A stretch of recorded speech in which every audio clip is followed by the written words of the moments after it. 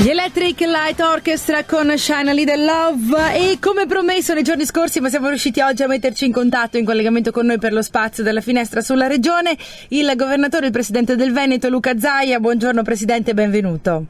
Buongiorno e grazie a tutti. Allora, già stamattina davo un'occhiata alle notizie così della nostra zona, no? Del Triveneto, e vedo questa notizia che la riguarda direttamente, in cui il sindaco di Treviso dice: io ho chiesto un appuntamento proprio sulla questione appunto immigrati, la questione appunto di queste persone che arrivano, non si sa dove vanno, eccetera, ne abbiamo parlato molto, ma Zaia non ci ha dato appuntamento, è così? Ma guardi, non prendiamoci in giro, soprattutto non prendiamo in giro i cittadini.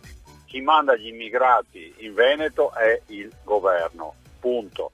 Il governo li manda e ne attua una distribuzione sul territorio attraverso la prefettura. Questo prevede l'intesa che c'è stata, che noi ovviamente non abbiamo votato il 10 luglio 2014.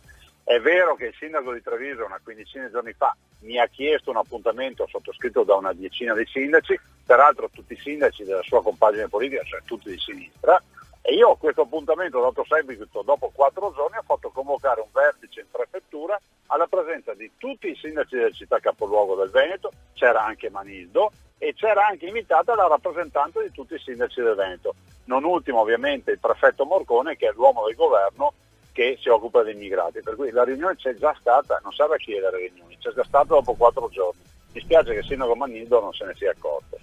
E a quale punto è la situazione immigrati? Insomma, in questi giorni poi abbiamo letto di tutto, no? Dagli autobus che arrivano e vengono depositate queste persone, anche delle volte in mezzo a una strada perché le strutture non sono aperte per riceverli, al fatto che alcune persone non siano state, sindaci intendo, non siano stati avvisati dell'arrivo di questi migranti e quant'altro. Al momento come siamo messi? Beh, guardi, diciamo le cose come stanno. Innanzitutto non esiste Veneto che non aiuterebbe una persona che scappa dalla morte e dalla fame sicura. Il problema è che 2 immigrati su 3 di quelli che arrivano hanno la pancia piena, non scappano dalla morte e dalla fame sicura. Ce lo dice il Ministero degli Interni. Il 22% degli invii in Veneto sono senegalesi. Non mi risulta che il Senegal abbia questi problemi.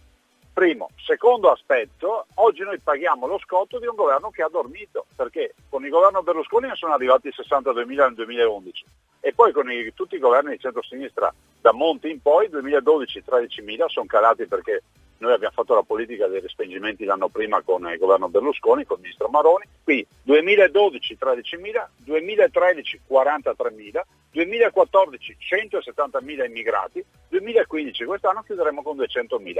Come si può dire che è una fase emergenziale? Sono 4 anni che dormi e i risultati si vedono. Noi diciamo che dobbiamo aiutarli a casa loro, fare i campi lì come abbiamo fatto noi nel 2011 e lì si verifica se uno è un profugo oppure no. Se non è un profugo deve restare in Africa, punto e basta.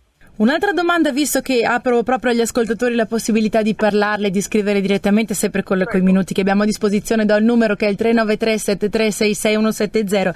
Ci scrive Ele, puoi chiedere a Zaia se può dirci qualcosa della cassa integrazione in deroga con i pagamenti fermi dall'agosto 2015?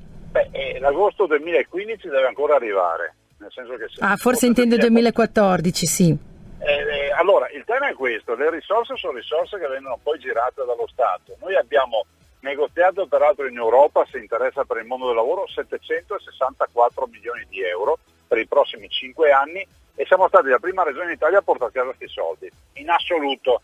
Per cui stiamo facendo la battaglia, abbiamo seguito tutti i contenziosi collettivi di lavoro, quindi ne abbiamo avuto uno al giorno in questi 5 anni, un'azienda al giorno che è andata in crisi.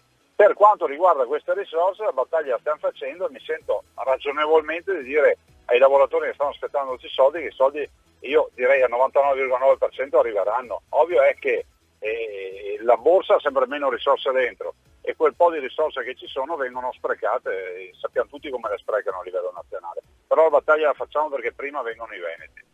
Un'altra domanda che è arrivata sempre dai nostri ascoltatori, che ci chiede, tra l'altro è stato proprio annunciato, no? Il vostro staff, avete annunciato assolutamente come dividerete il lavoro lunedì, ci chiede questa ascoltatrice cosa ci può dire Zaia rispetto al sociale, l'assessorato al sociale c'è, è scomparso, gli aiuti al sociale ci saranno?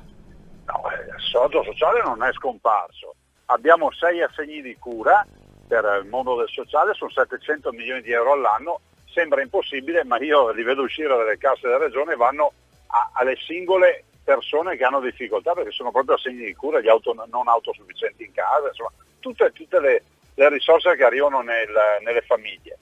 Continuiamo a fare la nostra battaglia. Allora, tutto il tema degli assegni di cura è in pancia oggi alla sanità, in modo tale che l'assessore alla sanità gestisca tutto il budget socio-sanitario.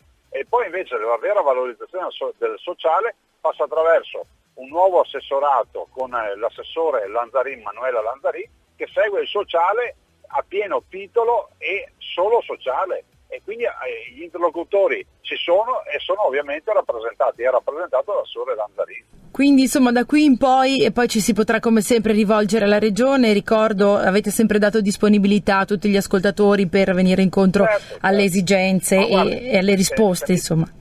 Se mi perdona, lascio un numero di telefono, è la mia segreteria, però poi siccome in questi giorni ancora gli assessori non hanno segreterie, non hanno personale, poi i cittadini possono tranquillamente chiamare da me, poi mi arrangio io a metterli in contatto con gli assessori, sì. È 041 279 2863. Allora 041 279 2863. Comunque questa intervista, se qualcuno non avesse preso ancora il numero, la trovate linkata poi nel mio Facebook, nella pagina fan, e quindi basta riascoltarsi l'intervista e si sente il numero. Certo, altrimenti anche collegarsi credo al sito della regione, ci sono tutti i riferimenti.